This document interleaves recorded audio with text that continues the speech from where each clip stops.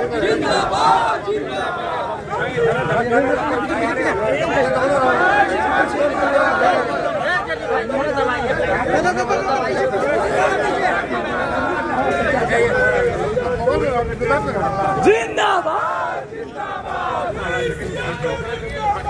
जिंदाबाद जी, आज किस तरह का प्रदर्शन कर रहे हैं आप लोग? देखिए, आज समाजवादी पार्टी के राष्ट्रीय महासचिव और सांसद रामजी लाल सुमन को न्याय के लिए पूरे प्रदेश में समाजवादी पार्टी ने प्रदर्शन किया है और समाजवादी पार्टी चाहती है कि अगर उनकी बातों से कुछ लोग आहत हुए हैं तो हथियार लेकर सड़क पर आने के बजाय, टायर लेकर सड़क पर आने के बजाय उन्हें न्यायालयों में जाना चाहिए। न्यायालय का दरवाज़ा खुला है। इसलिए संविधान की रक्षा के लिए समाजवादी पार्टी समाज के किसी भी वर्ग पर अगर उनकी समस्या है तो उसको लेकर समाजवादी पार्टी मैदान में रहती है। और आज रामजी लाल सुमन जी के सवाल पर उनको न्याय नहीं मिल रहा है। वो जा रहे हैं कहीं कार्यक्रमों में तो उनको टायर फेंका जा रहा है, घेरा जा रहा है और ये सब सत्ता के संरक्षण में हो रहा है। इसलिए इन सवालों पर आज का कार्यक्रम था। जिस तरह से हमले पर हमले हो रहे हैं, कहीं पर कोई तलवार लेकर प्रदर्शन किया जा रहा है, कभी टायर फेंका जा रहा है, क्या उनकी सुरक्षा का खतरा है? उनकी सुरक्षा बढ़ाई जानी चाहिए। बिल्कुल उनकी सुरक्षा बढ़ाना चाहिए और सरकार उनकी सुरक्षा करे, सुरक्षा का कड़े इंतजाम करे। और आपके माध्यम से मैं उन भटके हुए नौजवानों से कहना चाहता हूँ कि ये भारतीय जनता पार्टी के लोग, मर्यादा पुरुषोत्तम भगवान श्री राम का आंदोलन हुआ था और उसमें बहुत नौजवान आगे बढ़ के लड़ाई लड़े थे और आज उनका बुढ़ापा आ गया, कोई पूछने वाला नहीं।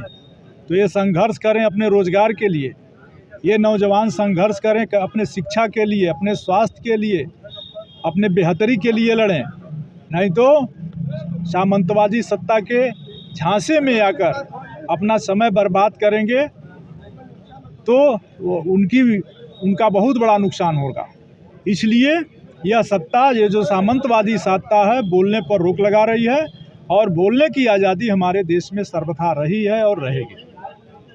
इससे अलग अगर बात की जाए तो कल केंद्रीय कैबिनेट ने जातीय जनगणना बिल को पास किया है। राष्ट्रीय जनगणना के साथ जातीय जनगणना बिल कैसे देखते हैं? जब से हमारे नेता अखिलेश यादव जी ने पीडीए का नारा दिया है तब से भारतीय जनता पार्टी की जमीन खिसक गई है। आप देखे होंगे कि जब उत्तर प्रदेश में समाजवादी पार्टी ने हराया भारतीय जनता पार्टी को 2024 के लोकसभा चुनाव में, तो 9 जगहों का उपचुनाव हुआ। एक जगह का चुनाव रोक दिया गया, 9 जगहों का चुनाव हुआ और 9 में आपको जानकर ताज्जुब होगा कि भारतीय जनता पार्टी इतना घबरा गई थी कि 8 पीडीए के लोगों को सिंबल दिया। जाति जनगणना को लेकर पूरे देश में सदन में जिस तरह का माहौल था, भारतीय जनता पार्टी सदन में तो कह रही थी कि हम जाति जनगणना से बहुत नुकसान होगा, लेकिन वह विपक्ष का दबाव है और विपक्ष के दबाव के में झुक करके जाति जनगणना कराने पर भारत सरकार तैयार हो गई है। अब जिन लोगों को भारतीय जनता पार्टी भटका रही थी, बहका करके वोट ले रही थी, वह लोग भी इस पर कायल होंगे कि जिसकी जितनी संख्या भारी उसकी उतनी हिस्सेदारी। यह सारा श्रेय भारतीय जनता पार्टी को नहीं, संपूर्ण इंडिया गठबंधन को और हमारे नेता अखिलेश यादव जी को जाता है, जिन्होंने इस लड़ाई को लड़ा था।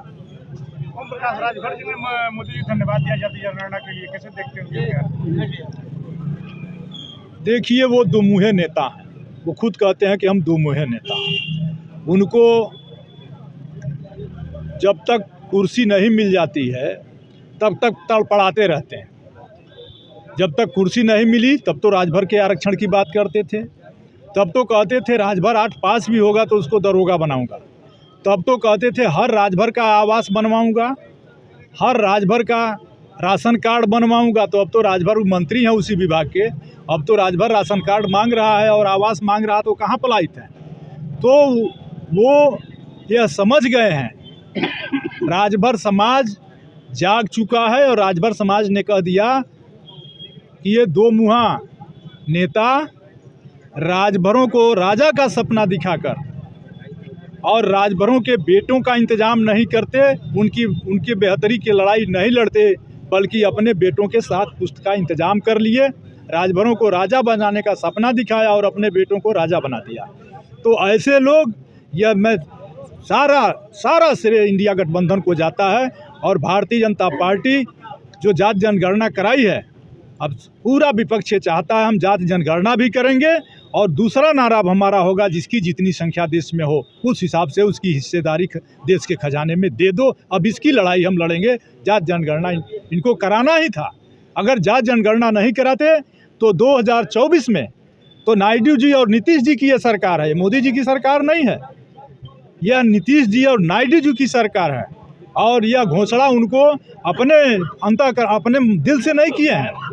नीतीश जी और नायडू जी ने जब दबाव बनाया है कि बिना जाति जनगणना के देश चलने वाला नहीं है, तब इन्होंने मजबूरी में किया है और संपूर्ण विपक्ष जानता है इस बात को। तो ज्यों ही जाति जनगणना होगी त्यों इस देश का पीडीए जागेगा और देश की राज सत्ता पर अपना कब्जा करेगा और खजाने का बंटवारा अपने देखरेख में कराएगा।